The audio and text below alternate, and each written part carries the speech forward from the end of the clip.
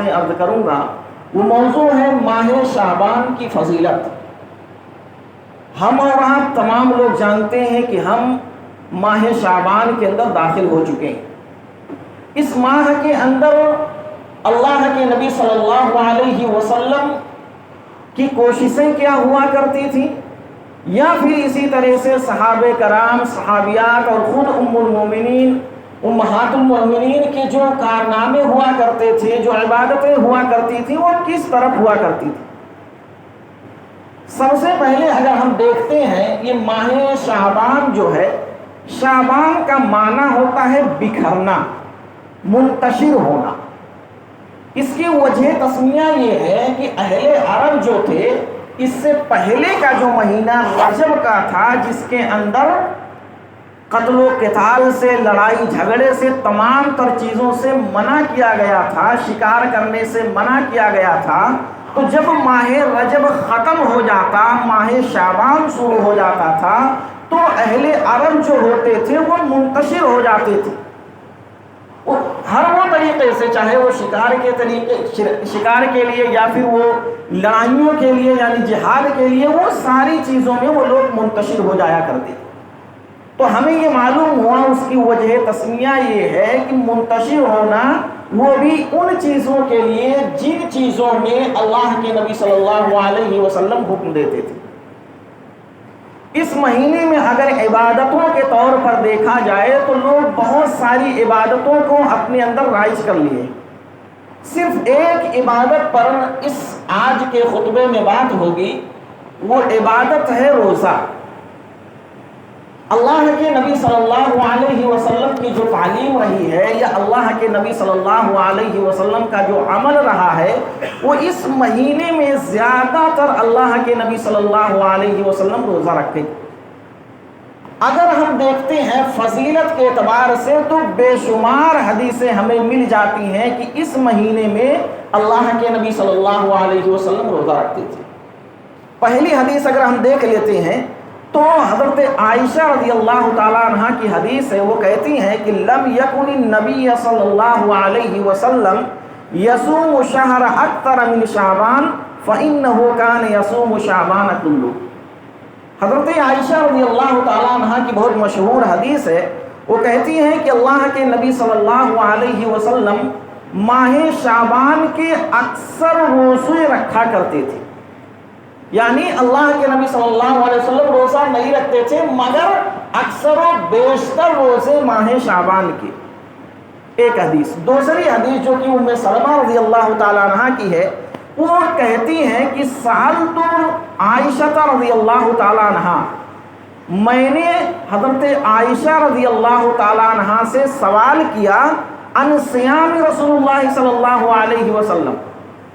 اللہ کے نبی صلی اللہ علیہ وسلم کے روزے کے تعلق سے۔ فقالت کان یصوم، تو حضرت عائشہ رضی اللہ تعالیٰ عنہ کہتی ہیں کہ اگر اللہ کے نبی صلی اللہ علیہ وسلم اگر روزے رکھ لیتے تھے، وَحَتَّى نَقُولُ، اگر ہم دیکھتے تھے تو یہ کہتے تھے کہ لم یفطر، اللہ کے نبی صلی اللہ علیہ وسلم افطار نہیں کریں گے۔ اور پھر اسی طرح سے اگر دیکھتے تھے کہ اللہ کے نبی صلی اللہ علیہ وسلم اگر روزہ چھوڑ دیتے تھے تو ہمیں یہ غالب گمان ہونے لگتا تھا کہ اب اللہ کے نبی روزہ رکھیں گے ہی نہیں۔ معلوم یہ ہوا کہ دونوں چیزیں پائی جاتی تھیں، اکثر و بیشتر اللہ کے نبی صلی اللہ علیہ وسلم روزہ رکھتے تھے، اور کبھی کبھار ایسا ہوتا تھا کہ روزہ چھوڑ بھی دیتے تھے۔ تیسری حدیث، یہ حدیث بھی ام سلمہ رضی اللہ تعالیٰ عنہ ہی کی ہے، وہ کہتی ہیں کہ ما رأیت النبی صلی اللہ علیہ وسلم یصوم شہرین متتابعین الا شعبان و رمضان، میں نے نبی صلی اللہ علیہ وسلم کو لگاتار 2 مہینے کا روزہ رکھتے ہوئے نہیں دیکھا۔ نبی صلی اللہ علیہ وسلم کو 2 مہینے کا لگاتار روزہ رکھتے نہیں دیکھا، الا من شعبان و رمضان،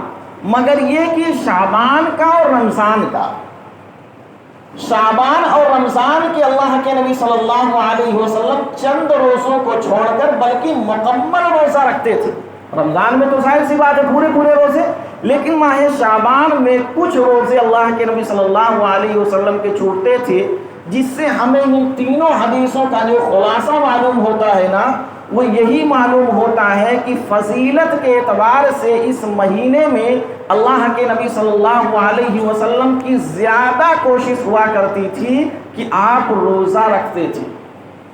روزے سے آپ ہوا کرتے تھے۔ اب اگر ہمیں یہ معلوم ہوا کہ اللہ کے نبی صلی اللہ علیہ وسلم روزہ رکھتے تھے، اس کی حکمت کیا ہے؟ ظاہر سی بات ہے کوئی حکمت تو رہی ہوگی، بغیر حکمت کے تو اللہ کے نبی صلی اللہ علیہ وسلم نہیں کرتے۔ تو حدیث میں ہے کہ اسامہ بن زید رضی اللہ تعالیٰ عنہ نے اللہ کے نبی صلی اللہ علیہ وسلم سے سوال کیا اور کہا کہ اللہ کے نبی صلی اللہ علیہ وسلم، میں جتنا دیکھتا ہوں کہ آپ اس ماہ شعبان میں روزہ رکھتے ہیں، کسی اور مہینے میں روزہ نہیں رکھتے، اس کی وجہ کیا ہے؟ اس کی وجہ اللہ کے نبی صلی اللہ علیہ وسلم نے فرمایا کہ اس میں دو حکمتیں ہیں،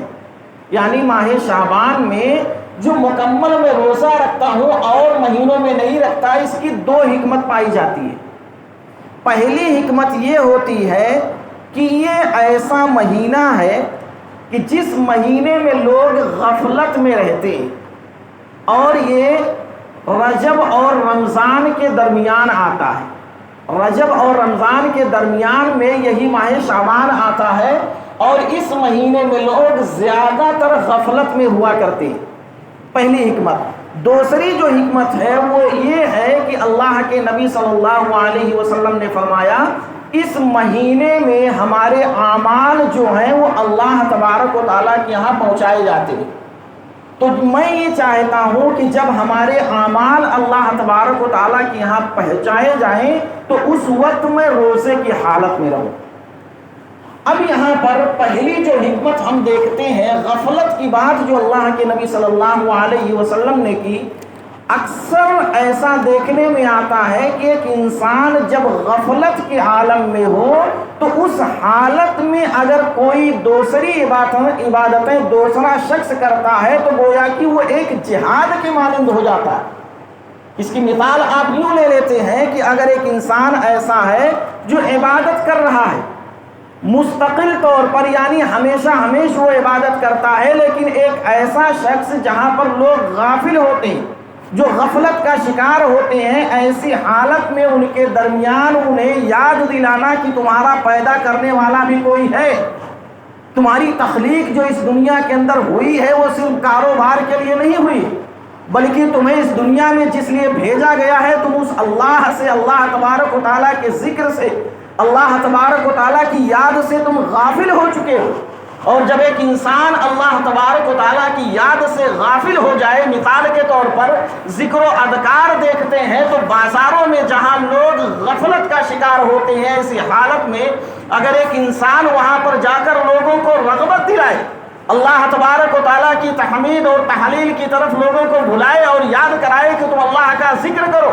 اللہ تبارک و تعالیٰ کی تسبیح بیان کرو، ایسی حالت میں جب تمام لوگ اپنے کاروبار میں مشغول ہوتے ہیں، ہر انسان کو اپنی روزی روٹی کی پڑی ہوئی ہوتی ہے، ہر انسان چاہتا ہے کہ صبح سے لے کر شام تک ہم کتنا کما لیں، ایسی حالت میں ایک انسان اگر وہاں جا کر غفلت کی حالت میں لوگوں کو سیدھے راستے کی طرف بلاتا ہے، انہیں اللہ تبارک و تعالیٰ کی یعنی یاد دلاتا ہے، تو یقیناً یہ ایک جہاد کے مانند ہے۔ ایک چیز۔ دوسری چیز، غفلت کے حالت میں اگر ہم دیکھیں گے قیام اللیل جو ہے نا، یہ کب کیا جاتا؟ قیام اللیل جو ہے وہ رات کے اندر کیا جاتا، جب سارے لوگ سوئے ہوئے ہوتے ہیں، یہاں تک کہ گھر کے لوگ بیوی بچے سوئے ہوئے ہوتے ہیں، اس حالت میں ایک شخص اٹھتا ہے، رات کی تنہائی میں اسے کوئی دیکھنے والا نہیں ہوتا، اگر وہ چاہتا تو وہ بھی دوسروں کی طرح اپنی گھروں کے اندر خراٹے کی نیند سو سکتا تھا، لیکن وہ ایسی خواب غفلت سے اپنے آپ کو بچا کر اللہ تبارک و تعالیٰ کی یاد میں اپنے آپ کو جگاتا ہے، اللہ تبارک و تعالیٰ کی یاد کے لیے اپنے نیندوں کو قربان کرتا ہے۔ ہر انسان چاہتا ہے کہ ہمیں اچھی خاصی نیند ملے، ہم سوئیں، لیکن ایسی حالت میں نیند کو قربان کر دینا یہ بہت بڑی بات ہوا کرتی ہے، اور وہ بالخصوص ایسی حالت میں جب ایک انسان تھکا ہو، پریشان ہو، اسے اٹھنا اس کا دل گوارا نہ کرتا ہو، ایسی حالت میں راتوں کو اٹھ کر اللہ تبارک و تعالیٰ کی عبادت کرنا، اور وہ بھی اس حال میں کہ جب لوگ غفلت میں ہوں، یہ ایک جہاد کے مانند ہے۔ اسی طرح سے جب ایسے حالات آ جائیں کہ لوگوں کے اندر بے شرمی عام ہو جائے، جہاں پر دیکھا جائے بے حیائی بے شرمی عام ہے، جہاں پر دیکھا جائے نقاب یعنی لوگوں کے اندر اس کا نام اور تصور ختم ہو چکا ہے،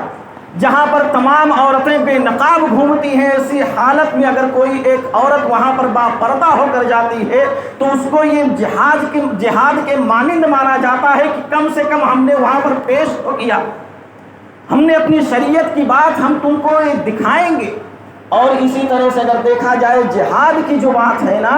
یہ جہاد نمازوں میں حاضری دینا یہ بھی بہت بڑی بات ہے۔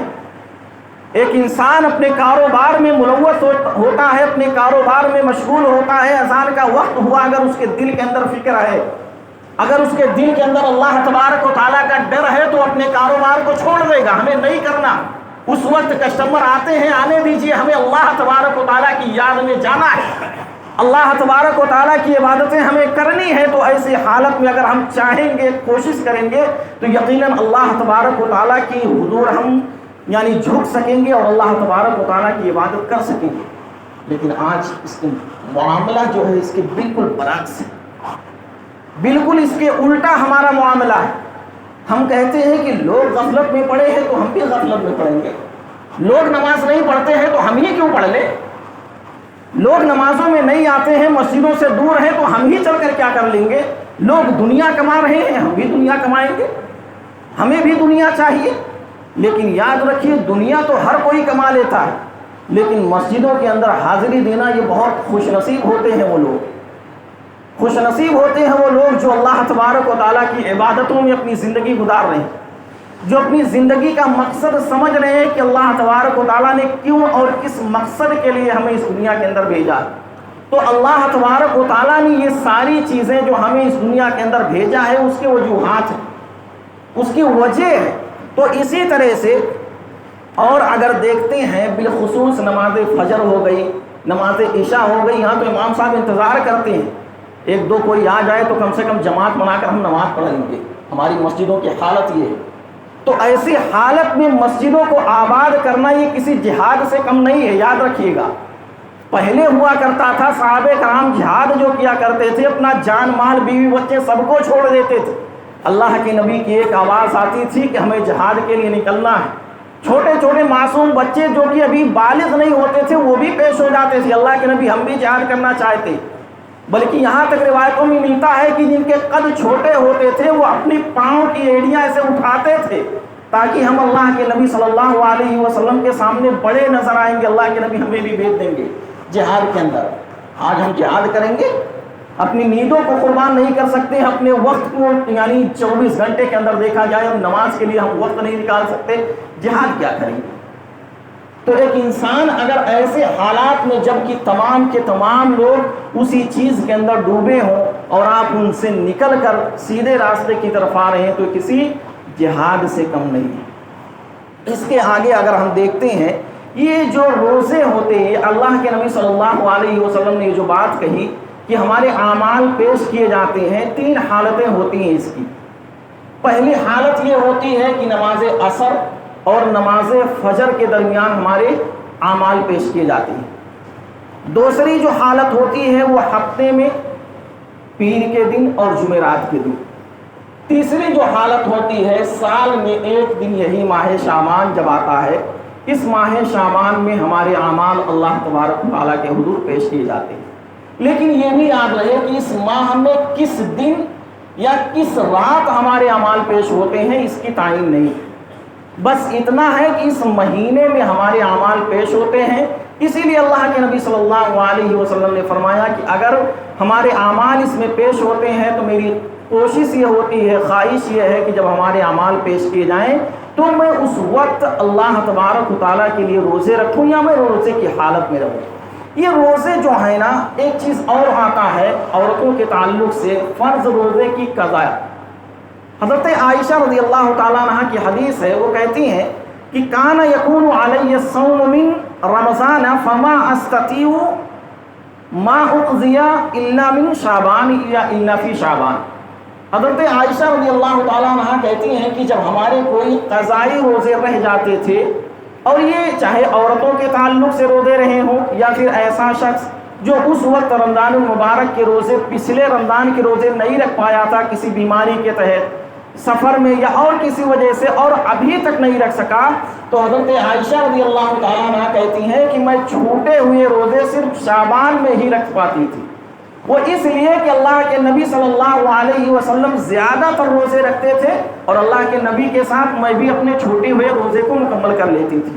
تو ہمیں معلوم یہ ہوتا ہے ماہ شعبان یہ شروع ہو چکا ہے، اس کے بعد ماہ رمضان ہے۔ اس سے پچھلے والے رمضان کے جن کے روزے چھوٹے ہوئے ہیں ان کے لیے قضا ضروری ہے، وہ اس مہینے میں ہی کر لیں۔ بہتر یہ ہوتا ہے کہ انہیں جب موقع ملا کر لیں، لیکن اب بھی جو نہیں کر پائے ہیں وہ اس مہینے میں اس کی قضا کر لیں۔ اسی طرح سے اس مہینے میں اگر جو روزہ رکھا جاتا ہے، ایک حدیث میں اگر دیکھیں گے، ہو سکتا ہے کسی کے ذہن میں بات آئے، اللہ کے نبی صلی اللہ علیہ وسلم نے منع فرمایا کہ اذا بقی نصف من شعبان فلا تصوموا، جب آدھا شعبان بچے تو تمہارے لیے ضروری ہے کہ تم روزہ نہ رکھو۔ لیکن اس کی کئی ایک صورتیں ہیں۔ ایک صورت تو یہ ہوگی کہ ایک ایسا شخص ہے جو رمضان کے احتیاط کے لیے روزہ رکھا ہے، تو یہ کسی بھی حال میں جائز نہیں ہے۔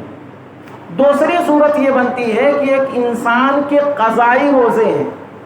یا کفارے کے روزے رکھنا ہے اسے، یا اسی طرح سے اور ایسے روزے ہیں جو نفلی روزے رکھتا آ رہا ہے، تو اس کو رکھنا یہ درست ہے۔ اسی طرح سے تیسری قسم یہ ہوگی کہ ایک انسان ہے جو ہر مہینے 13، 14، 15 تاریخ کے روزے رکھتا رہا، یا اسی طرح سے سوموار اور جمعرات کے روزے رکھتا رہا، تو ایسے حالت میں اس کو منع نہیں ہے کہ 15 شعبان کے بعد روزے مت رکھو، کیونکہ یہ تمہارا ایک معمول بنا رہا۔ تو جو ہمیشہ ہر مہینے میں اس طرح کے روزے رکھتے ہوئے آ رہا ہے اس کے لیے منع نہیں۔ کس کے لیے صرف ایک ہی حالت میں منع ہے، وہ اس حالت میں کہ آپ کو 11 مہینے ابھی تک یاد نہیں آئے تھے روزہ رکھنے کے، ابھی یہ ماہ شعبان شروع ہوا تو چلو 15ویں شعبان کو ایک روزہ رکھ لیتے ہیں، یا پھر اسی طرح سے ابھی رمضان آنے والا ہے، رمضان 1-2 دن باقی رہے تو چلو 1-2 روزہ رکھ لیتے ہیں، بلکہ رمضان سے پہلے 1-2 دن روزہ رکھنا، جبکہ اللہ کے نبی صلی اللہ علیہ وسلم نے سختی سے منع کیا کہ تم مت رکھو، بلکہ یہ اسی کی وجہ ہے کہ اس میں مشابہت ہو جائے گی، بھائی لوگوں کو معلوم ہوگا کہ یہ رمضان کے روزے رکھ رہے ہیں، تو جس سے اللہ کے نبی صلی اللہ علیہ وسلم نے منع کیا ہے۔ اسی طرح سے اگر ہم دیکھتے ہیں جو ہمارا خلاصہ نکلتا ہے آج کے اس خطبہ جمعہ کا، وہ یہی نکلتا ہے کہ آج ہم عبادتوں کے معاملے میں بہت پیچھے جا چکے ہیں۔ نام کے تو مسلمان ہیں، بارہا یہ بات کہنی ہے کہ نام اگر ہوتا ہے تو ہر کوئی اپنے آپ کو مسلمان کہتا ہے۔ مسلمان صرف ایک انسان کو داڑھی ٹوپی رکھ لینے سے اور جبہ کبہ پہن لینے سے کوئی مسلمان نہیں ہو جاتا، بڑی بڑی باتیں ہانک لینے سے کوئی انسان مسلمان نہیں ہو جاتا، یہ اپنے ذہنوں سے بات نکال دیجئے۔ مسلمان وہ ہوتا ہے جو اپنے کارنامے کر کے، جو اپنے اخلاق اور عادات اور اطوار کے ذریعے سے یہ ثابت کرتا ہے کہ ہم مسلمان ہیں۔ وہ صحابہ کرام ہوا کرتے تھے کہ جب راستے سے گزرتے تھے لوگ دیکھنے والے پہچان لیتے تھے کہ کوئی جا رہا ہے، کوئی مسلمان جا رہا ہے۔ آج ہم ہیں، اگر نمازوں کے وقت میں نمازیں چھوڑ کر ہم مارکیٹ میں بازار میں گھوم رہے ہیں، کیا ہم مسلمان ہیں؟ اور یہ چیز بھی یاد رکھیے، من ترک الصلاۃ متعمدا فقد کفر، جس نے جان بوجھ کر نماز چھوڑی ہے تو یاد رکھیے اس نے کفر کیا۔ اب ہر کوئی اس کا مواخذہ اپنا کر لے کہ ہم کس حال میں رہتے ہیں یا ہمیں کیا کرنا ہے۔ تو الغرض کہ اللہ کے نبی صلی اللہ علیہ وسلم اس مہینے میں زیادہ تر روزے رکھا کرتے تھے، اور ہم انسانوں کو کوشش یہی کرنی چاہیے کہ روزے ہم اس مہینے میں رکھیں۔ یہ ایک مہینہ ایسا ہوتا ہے کہ انسان کو عادت بن جاتی ہے۔ عادت کے اعتبار سے ظاہر سی بات ہے، اس سے بعد رمضان آنے والا ہے، تو اس سے پہلے اگر ہم روزے رکھتے رہیں گے تو ہماری ایک عادت بنی رہے گی، اس عادت کے مطابق ہم اگلے مہینے میں ہمارے لیے آسانی ہوگی۔ اور اس میں بالخصوص عورتیں الحمدللہ آگے ہوتی ہیں، عورتوں کے اندر ایک جذبہ ہوتا ہے، لیکن ہم مرد حضرات جو ہوتے ہیں نا اس میں بہت کمزور ہوتے ہیں۔ جہاں پر ان کے اندر ایک جذبہ ہوتا ہے وہاں پر ہمارے اندر بھی ایک جذبہ ہونا چاہیے، اور یہ ساری عبادتیں اللہ تبارک و تعالی ہمیں ایسے مواقع فراہم کرتا ہے۔ یہ موقع ایسا ہے جس کے ذریعے سے ایک انسان بہت زیادہ نیکیاں کما سکتا ہے۔ یہ موقع ایسا ہے کہ جس سے اللہ تبارک و تعالیٰ کے حضور اپنی غلطیوں کی معافی مانگی جا سکتی ہے، اللہ تبارک و تعالیٰ کے حضور توبہ و استغفار کیا جا سکتا ہے، اور اللہ تبارک و تعالیٰ کے ذکر و اذکار میں اپنی زندگی گزارنی چاہیے۔ اگر اللہ تبارک و تعالیٰ کے ذکر و اذکار ہماری زبانوں پر آ جائیں تو یقیناً ہم بہت سارے فضول کاموں سے بچ جائیں گے، اور اسی طرح سے بہت ساری برائیوں سے ہم اپنے آپ کو محفوظ کر لیں گے۔ تو ایک انسان کی کوشش ہمیشہ یہی ہونی چاہیے کہ ہم اللہ تبارک و تعالیٰ کی تعلیمات پر، اور اسی طرح سے اللہ کے نبی صلی اللہ علیہ وسلم نے جو طریقہ بتایا، صحابہ کرام کا جو عمل رہا، اس عمل کو ہم اختیار کریں، اور اس عمل کو اختیار کرتے ہوئے اپنی زندگی گزاریں۔ اسی میں ہم تمام انسانوں کے لیے خیر اور بھلائی ہے۔ آخر میں دعا کرتے ہیں کہ اللہ تبارک و تعالیٰ آج کے اس خطبہ جمعہ میں جو باتیں ہم نے سنی ہیں، اللہ تبارک و تعالیٰ تو ہمیں اس پر عمل کرنے کی توفیق عطا فرما۔ اللہ تبارک و تعالیٰ شعبان معظم کی اس مہینے میں جو رمضان کی فضیلت ہے، جو روزے رکھنے کی فضیلت ہے، اللہ تبارک و تعالیٰ ہمیں روزے رکھنے کی توفیق عطا فرما۔ اللہ تبارک و تعالیٰ ہمیں ہر وہ احکام، ہر وہ مسائل جن کا تعلق دین سے ہے، شریعت سے ہے، اللہ تبارک و تعالیٰ کو ہمیں اسے سیکھنے کی توفیق عطا فرما۔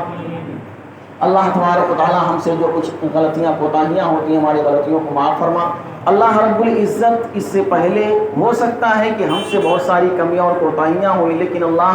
ہم نادم ہے، شرمندہ ہے تیری اس گھر کے اندر بیٹھ کر دعا کرتے ہیں، اللہ کو ہماری غلطیوں کو معاف کر دو۔ اللہ رب العزت تو ہماری غلطیوں کو معاف فرما۔ اللہ تبارک و تعالیٰ تو ہمارے دلوں میں نماز کی محبت ڈال دے۔ اللہ تبارک و تعالیٰ ہمارے دلوں میں ایسا جوش اور جذبہ ڈال دے کہ ہم نماز مسجد کے اندر آ کر ادا کریں۔ اللہ تبارک و تعالیٰ بالخصوص ہمارے نوجوانوں کو 5 وقتہ نمازی بنا دے۔ اللہ تبارک و تعالیٰ ہم تمام لوگوں کو 5 وقتہ نمازی بنا۔ اللہ تبارک و تعالیٰ ہمارے وہ احباب جو کسی پریشانی کے اندر گھرے ہوئے ہیں، اللہ ان کی پریشانی کو دور فرما۔ اللہ رب العزت ہمارے وہ احباب جو جہاں بھی ہیں، جس حال میں ہیں، انہیں خوشیاں نصیب عطا فرما۔ اللہ تبارک و تعالیٰ ہمارے وہ احباب جو اپنے بھائی بہن باپ بیٹے سے دور رہے ہیں، اللہ تبارک و تعالیٰ ان تمام لوگوں کو خوشیاں نصیب عطا فرما۔ اللہ رب العزت ہمارے وہ احباب جو کسی بھی پریشانی میں، بالخصوص جو کسی بیماری کے اندر ملوث ہو چکے ہیں، ان کو اس بیماری سے نجات دے دے۔ اللہ تبارک و تعالیٰ ہماری وہ بہنیں جو کسی نیک اور اچھے خاص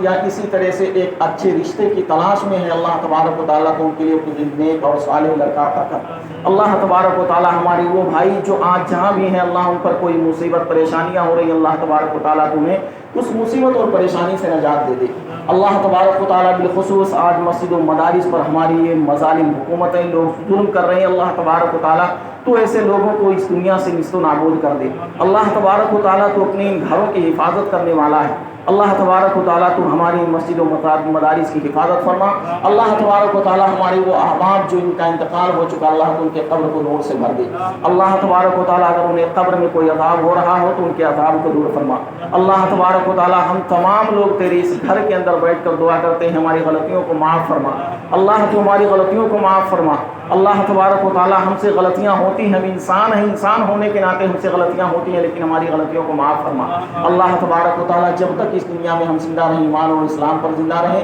اور ہمارا خاتمہ ہو تو خاتمہ بالخیر ہو۔ آمین۔ وآخر دعوانا ان الحمد للہ رب العالمین۔